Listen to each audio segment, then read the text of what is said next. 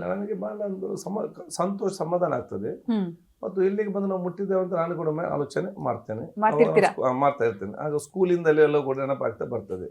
ಈಗಲೂ ನಿಮ್ಗೆ ಎಕ್ಸಾಮ್ ಕನಸೇನಾದ್ರು ಬೀಳತ್ತಾ? ಹಂಗೇನಿಲ್ಲ, ನಮ್ಗೆ ಎಕ್ಸಾಮ್ ಬರೋವಾಗ ಜ್ವರ ಬರ್ತಿತ್ತು. ಅದಕ್ಕಾಗಿ ಯಾಕಂದ್ರೆ ನನ್ನ ತಂದೆ ಶಾಸಕರಾಗಿದ್ದರು. ನಾನು ಸಣ್ಣದಿದ್ದಾಗಲೇ ಕೂಡ, ನಾವು ನಾನು 3 ವರ್ಷ ಇರುವಾಗಲೇ ತಂದೆ ಶಾಸಕರು. ಸೊ ನನಗೆ ಮತ್ತೆ ಸಣ್ಣದಿಂದಲೇ ಒಂದು ಸಾಮಾಜಿಕವಾದ ಚಿಂತನೆ.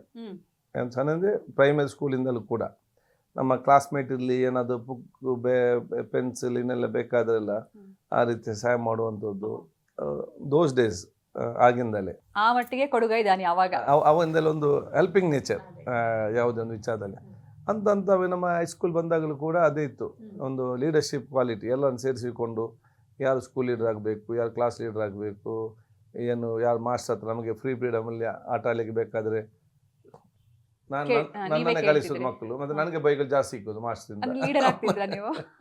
ಆಗಲೊಂದು ಎಲ್ಲರೂ ಸುಧಾರಿಸಿಕೊಂಡು ಹೋಗುವಂಥ ವ್ಯಕ್ತಿತ್ವ, ಸೌಹಾರ್ದಯುತವಾಗಿ. ಕಾಲೇಜ್ ಬಂದಾಗಲೂ ಕೂಡ ಅದನ್ನೇ ಮುಂದುವರಿಸಿಕೊಂಡು ಬಂದು, ಆವಾಗ ಈ ಕಾಲೇಜಿನಲ್ಲಿ ದೊಡ್ಡ ಮಟ್ಟದ ರಾಜಕೀಯ ವ್ಯವಸ್ಥೆ,